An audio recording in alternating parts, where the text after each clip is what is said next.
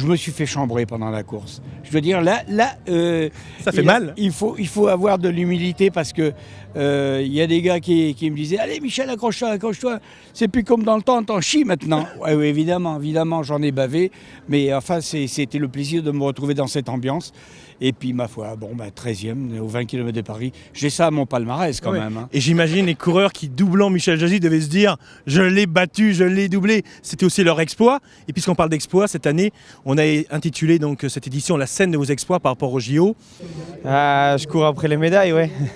Non, mais je cours assez souvent quand je m'entraîne sur l'INSEP, surtout quand je suis au régime pour perdre mon poids. Non, la vérité, c'est que j'en pourrais plus. Si je mets 2 heures pour faire les 20 km de Paris, j'en pourrais plus.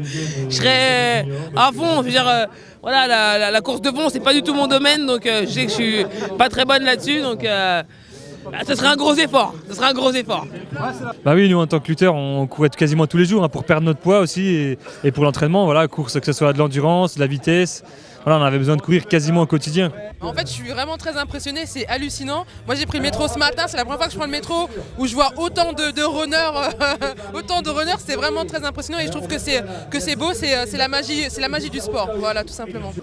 Ils ont une motivation pour rester juste concentrés à courir aussi longtemps qui me stupéfait. Moi, en fait, je pense que c'est le truc qui m'embête le plus dans courir, c'est qu'au bout d'un moment, je me demande pourquoi je cours, en fait.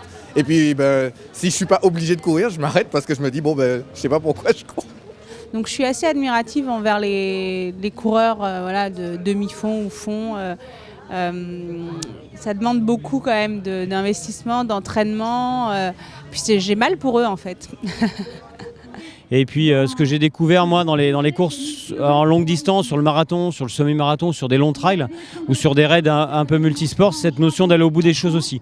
On y va chez nous dans notre sport, mais c'est plus aller au bout des choses de manière mentale. Là on y va aussi physiquement et quand on est au départ, on va au bout physiquement, mais on va aussi au bout dans la tête. Et c'est un peu ce mélange de tout ça que j'adore dans la course à pied. Ouais. L'exploit n'est plus un mot que j'ai dans mon vocabulaire maintenant. Maintenant, je vais chercher le plaisir.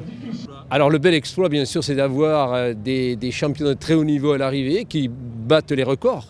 J'ai jamais vu un plateau aussi grand. Pour le moment, sur le listing des inscrits, il y aurait presque une 50aine d'athlètes de haut niveau. Donc c'est énorme avec du côté des féminines, 30 athlètes féminines de haut niveau. Alors que d'habitude, on était plus sur l'ordre de 20 athlètes côté messieurs et 10 athlètes côté féminine. Je pense que la médaille de bronze qui a été décernée par l'I2AF à l'organisation y est pour beaucoup sur la venue de tels athlètes sur cette compétition. Ça fait juste la 3e fois et je crois que je deviens accro en fait. L'exploit, ce sera d'être avec tout le monde. Et l'exploit, ce sera de pouvoir avoir le sourire pendant toute la course, d'arriver sans douleur.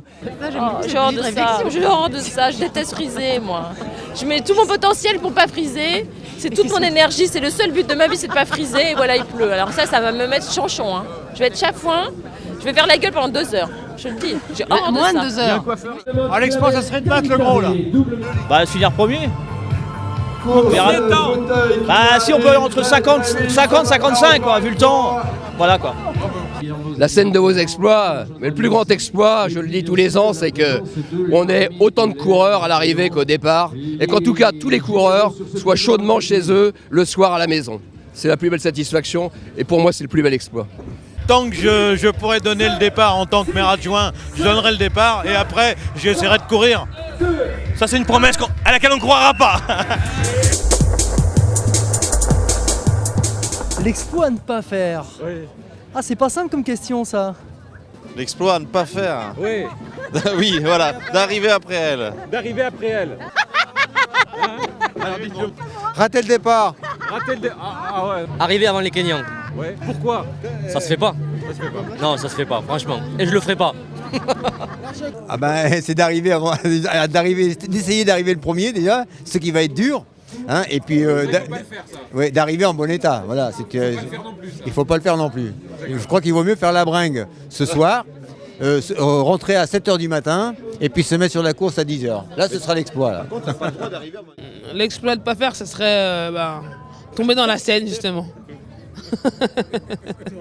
Tomber à la Seine, parce que lui veut me mettre à la Seine. C'est lui qui veut me mettre à la Seine.